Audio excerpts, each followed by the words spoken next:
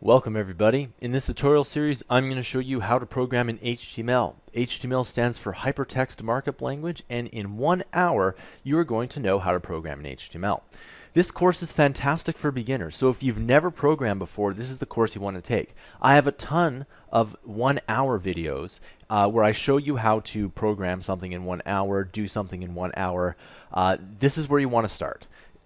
Everything builds off of HTML, especially because a lot of the things that are being programmed now are being programmed in HTML5, meaning that it starts off with HTML.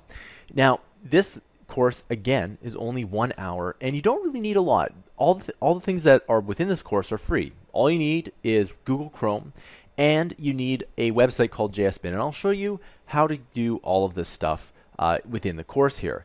But the best part about this course is that once you go through this hour, and all you really have to do is just do everything that I do within this hour, what ends up happening is that you have actually learned how to program in a little bit. And if you go through that step, you will become a programmer later on if you continue to program. So I hope to see you in the course, and at the end of the course, you'll know how to program in HTML.